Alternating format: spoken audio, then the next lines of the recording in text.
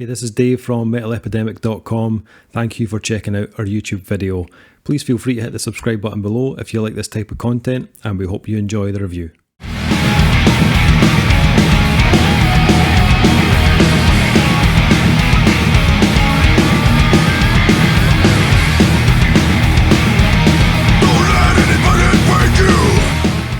So we are back with another review. This time we've been checking out In the Beginning from the iconic New York hardcore band Cro-Mags. This one is due for release on June 19th via Arising Empire Records and Mission 2 Entertainment. When me and Duncan were talking about reviewing this record, we remembered that back in the Rock and Roll Reviews days, there was a certain reviewer on the team that was a pretty big Cro-Mags fan. So we thought, if there's anyone that's going to have a few things to say about the new Cro-Mags album, it was him. I think that's fair to say. I mean, like when you were like that, it's come in. I mean, we could chat about it, and it'd be a great conversation, and people would love it. In fact, I imagine that the thumbs up to thumbs down ratio on YouTube is going to favour the thumbs up. Absolutely. However, there is a danger that Duncan might make a cunt of it. Right, and that's a high probability when he says that he's been a long time Cro-Mags fan. He couldn't wait to review their second album. Right, so you know what I mean. So you've called in the heavy guns, and I'll just say just now, he is the resident expert. You know when podcasters, they bring in people as experts. He is our expert. And if I go off piste here, he will tell me to shut the fuck up. He will tell me to sit down, and he will school me. So yeah, I'm very excited to have him here. Yep, we've brought in the specialists. So let's make this two-way a sexy three-way. And welcome the Baz to the fold. How you doing, sir? I thought you were talking about Graham Humphrey. Sorry, boys. He's the real Cro-Mags fan. Nobody cares about Humphrey. No, it's all about me. Good to be back, boys. Glad to have you. What is happening? It's all going down, Baz. It's all going down. Yes. I don't even want to talk about this album. I just want to hang with you dudes. I'm only kidding. So what's your just to give people a bit of the introductions, because me and Dave have obviously spent it was like a 4-hour podcast explaining like what's your history with Cro-Mags and kind of hardcore punk? I've been into the Cro-Mags since about 1989, I want to say. Round about that kind of thing. I had Age of Quarrel on vinyl. In fact, I still think I've got Age of Quarrel on vinyl because I've not dug it out and sold it on eBay yet. No, I've been a fan for a long, long time. I was heavily into, still am, the early American hardcore scene. Bands like Black Flag, Minor Threat, SSD Control, all these kind of bands. Less so the modern kind of hardcore, but we'll talk about that when we go into this album. But Cro-Mags were one of the big numbers in the New York hardcore scene back in the day, along with the likes of Murphy's Law and Agnostic Front and stuff like that. We all know that they've had a very troubled history, the Cro-Mags, that's going on for years and years, and has only seemed Big Harley Boy. He's trying to make it out that it's all resolved now. I don't think it is. I think he's just won a court battle, which is allowing him to release stuff under the Cro-Mags name again. But yeah, so I've been a fan for a long, long time. Their output has varied somewhat over the years. Some was better than others. And I was real keen to hear this. We'd checked out Harley's last solo album. Which came in, Dave, back in the old Rock and Roll Reviews day. Right. I can't remember whether I reviewed it or not on the site, but I certainly still have a entirely legitimate copy of it on my iPod. And I wasn't a huge fan of that, but when we get into this album, I'll talk about it. But yeah, big fan of Cro-Mags and the kind of early hardcore scene in general. Nice.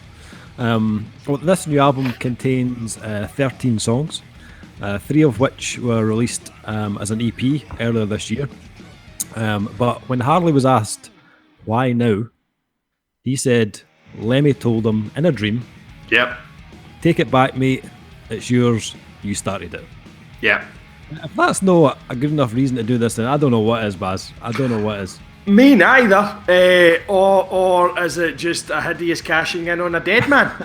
Well, I don't know. No, all joking aside, Harley was very good friends with Lemmy and had been for years and years. The Cro-Mags actually supported Motorhead on a number of occasions, I think, back in the day. So yeah, they were friends. Whether or not Lemmy's whiskey-soaked ghost came back to Harley in a dream and told him, I don't know. Harley is he's Harley is one to wax lyrical. I suppose it can be said, as is his arch nemesis John Joseph, the former singer of the Cro-Mags. They both can talk for fucking. I was going to say talk for Scotland. Neither of them are Scottish. But yeah, he said Lemmy. So this led to a court settlement. So Harley is the only one that's now allowed to perform and record under the name Cro-Mags. John Joseph and I think it is Mackie now perform as Cro-Mags JM, which I think stands for John and Mackie. Okay. But like Harley's last solo album he released was called Cro-Mags. It's Harley Flanagan, Cro-Mags. Right. But that was off the back of the slight stabbing he was involved in. But yeah, so I think this is what has now brought out this new release, and it also saw the result of the court battle saw Age of Quarrel and Best Wishes popping up on Spotify. They hadn't been available in a fucking dog's age. Right. Neither even got a CD release, to the best of my knowledge. Just with the ongoing battles between John Joseph and Harley, but they're now back on Spotify because Harley chucked them up there because he's a good cunt. Would you? I mean, Age of Quarrel is probably heralded as like one of their best albums. Would you agree? Was it one of your favourites? You'd need to be an idiot not to, really, Dave. I mean, it's regarded as one of the seminal hardcore albums of all time, and that, along with probably Cause for Alarm by Agnostic Front, really cemented the New York sound. The New York hardcore scene for me kind of moved more towards a metal edge than the rest of the scenes in America in the kind of early to mid 80s. And Cro-Mags and Agnostic Front were probably right at the front of that. Maybe bands like the Crumbsuckers and that as well. But Age of Quarrel, it's an absolute classic. Best Wishes, their second album, it had moved much more towards the kind of crossover thrash kind of sound. And actually Harley sung on that one because John Joseph had fallen out with him by that point and fucked off and then came back later on. But yeah, Age of Quarrel, stone cold classic. Okay. And I mentioned that they'd released an EP earlier this year. Had you heard that at all, or did you just go balls deep into this? I hadn't get round to checking it out, and no. So the first I heard of it was the full release that you had sent me through. Okay, cool. Okay, well, let's get into this then, boys. I suppose, like, for me, this album not only feels like a rebirth, but a kind of band returning to their hardcore roots, I suppose.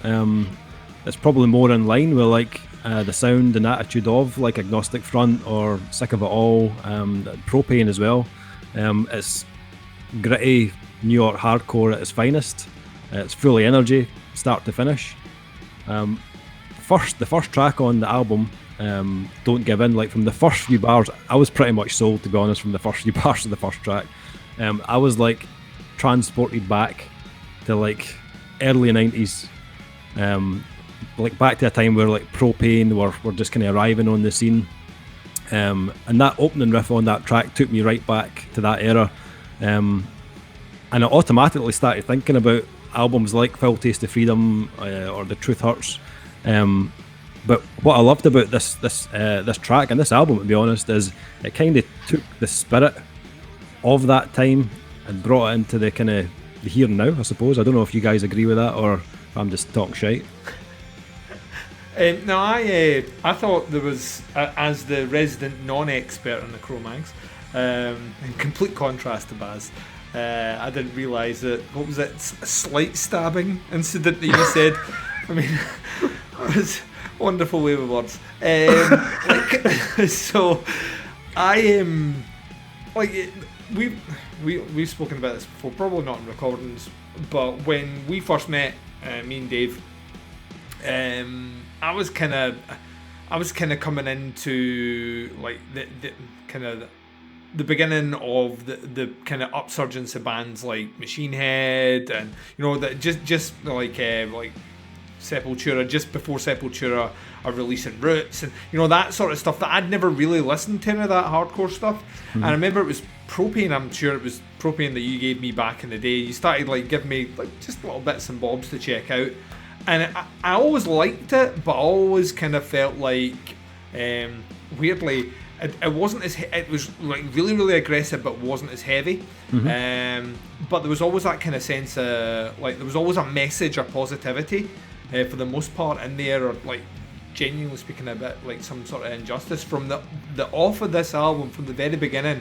It just kicks it in, and what I noticed really quickly is that, I mean, it kind of lives up to its name of, you know, in the beginning as the name of a, you know, the album. It really does kind of feel like someone trying to find their second wind here.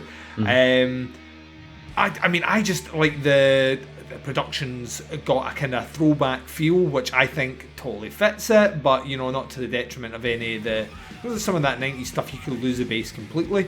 It would just be all guitars and drums. You can certainly pick that out. Vocally, I found it really good actually. There's bits of kind of hard hitting melody in there. Lyrically, I think it's really interesting. Drummer's a tank. Just like constantly rattling through. Use of guitar solos and things. I'd like from the beginning, just like even from like just Don't Give In, it had me hooked. It gave me something really interesting. What it kind of jumped out to me is it's in stark contrast to, and I'm sure this is where Baz is going to come in. It's in stark contrast to where that scene is now. Like if I type in like hardcore albums 2020, I'm not hearing bands that sound like Cro-Mags. I'm hearing things that sound a lot more polished, a lot heavier, and you know, if I'm checking out their music videos, a lot of arms windmilling about the place. So yeah, I mean, like as a kind of, this is Duncan sitting down to reacquaint himself with a band that he's only ever really listened to one or two albums before. I was in. I totally, once again, it endeared itself to me in a really good way. Baz, what was your kind of thoughts here? You said you had things to say about hardcore and stuff, but yeah, I've got to say I'm fully on board with what you're saying. I think this is a brilliant album. I like what you're saying about it's not just a comeback, it's almost a kind of rebirth. And I really think however Harley got to where he has in his life and with his music, it's got him to the right place now at the right time. I think I actually went back and listened to that last solo album, that one that the album was called Cro-Mags. That was released just in the wake of the stabbing incidents at the Cro-Mags gig, and it is very clearly just a big fuck you to everything that was happening then. But it's just it was quite shoddy. I wasn't a fan of the album at the time. Looking back on it now, I like it even less. It was just I'm going to record 15 songs to piss off John Joseph and those other dicks that are calling themselves the Cro-Mags, and there was nothing more put into it. This album is not like that. It is quite autobiographical when you listen to a lot of it, but in a good way. And yeah, he does talk about a lot of the stuff that's happened to him, but hardcore should come from a place like that. It should come from the heart and the soul kind of thing. And he does that, and he does it well now. And he just does it right. I think he's really, really nailed it. I think Harley's quite an underrated bass player. He actually plays very like Lemmy. He plays kind of chords on his bass. Yeah. And I think that comes through well. The guitarist he's playing with now, who I think has been in previous sort of incarnations of Harley's Cro-Mags, I think is excellent on it. it's without doubt a Cro-Mags album, but you can hear his influences coming in. Track 6, PTSD, and then track 7 in particular, heavy Bad Brains vibe coming in right through them, both on the guitar line, and in track 7 in particular, the way Harley sings sort of in parts of that song. But again, Harley was pals with the Bad Brains when he was a fucking child, do you know what I mean? Like, the Cro-Mags were OG hardcore.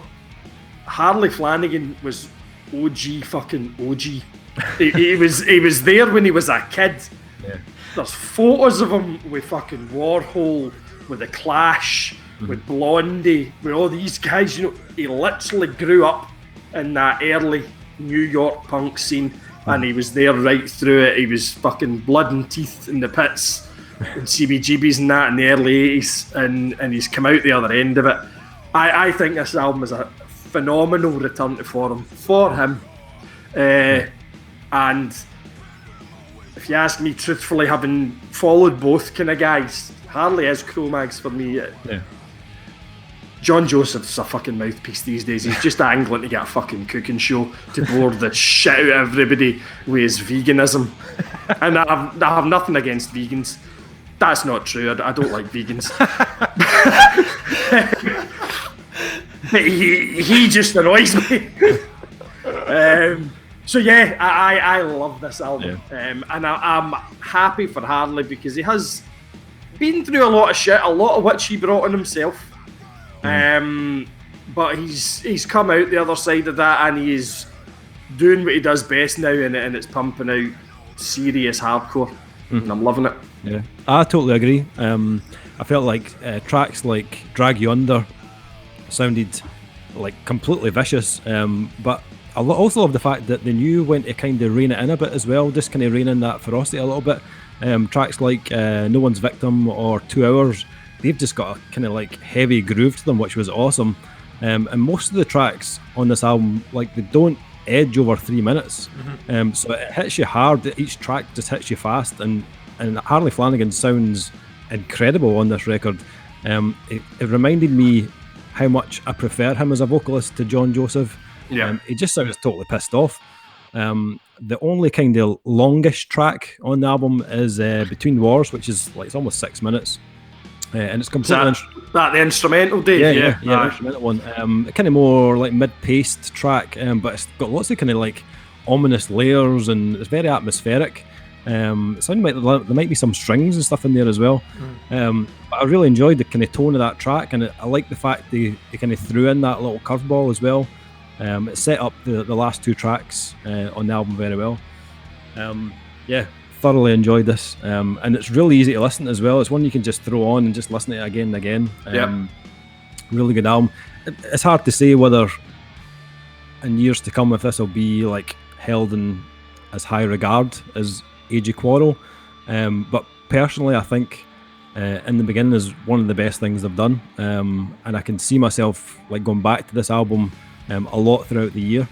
If this is like the shape of things to come from Cro-Mags, then long may it continue, because I'm in for the ride. Yeah, you don't usually get bands that have, you know, like a longevity of this that are kind of finding that second. Like, so many bands try, and I feel that there's a certain point where so many bands are either like solely trying to evolve and change constantly, which can be a positive thing, but at times can also, you know, be quite a negative thing as well, in that they're constantly chasing this idea of perfection that I don't think is always the goal of writing a good album. The goal of writing a good album is writing good songs, and I think like seldom bands get that opportunity to kind of really recapture themselves and put something out that is not only a statement. I personally feel his album feels like a statement of intent, even from the name right through the run order of the tracks, but to do it in such a way where I genuinely don't think there's a bad song on this at all. I think where you're talking about like the pacing of these songs, like 3 minutes, like 2.5 minutes or whatnot, and most of these songs have like a blistering, you know, 20-second to 30-second guitar solo that just comes out of nowhere. The guitar works really interesting, just across the board. it's a very easy listen, but that is not to say that the music itself or the lyrics and the content of it isn't challenging you as a listener. I didn't know half of this stuff about this guy, and obviously listening to kind of Baz go through some of the history and stuff, like the songs now have a whole new meaning and resonance on me thinking about the lyrics and the content and the way it's written. And if this is him trying to recapture time that has been lost and try and reposition himself for a future, well played to him. I think it's a great album. Yep. Yeah, I think for me where he got it right this time, he didn't write an album to piss off John Joseph. And so much of the work he's done really in the past 25 years has been done out of spite and out of sticking his heels in. And this to me is the first time he's kind of shed that now, and he just wants to make the best Cro-Mags album he can make. And he fucking nailed it. Yep. Yeah, great production as well, actually. It's brilliant production. I love the fact that they didn't go for like a very modern, overly polished production. It has got a bit of an old school kind of feel to it, but I love that. It suited the album and the tone like perfectly. Yeah, don't have anything else to say about it. It's cracking album. Rating wise, where are you sitting with your rating on this album? 4 from me. 4 from Duncan. Yeah. Nice. I'm coming in with a 4.5. Same. I'm going 4.5 from me as well. Nice. Nice one. There you go. This is the new album from Cro-Mags. It's called In the Beginning. It's out on June 19th. If you want to check out the band, they are on Facebook, facebook.com/Real Cro-Mags. Oh, I don't get it wrong, by the way, because you'll never hear the end of it. Nice one. Thanks for checking out the review, guys. We'll see you again soon. Cheers. Bye. Bye.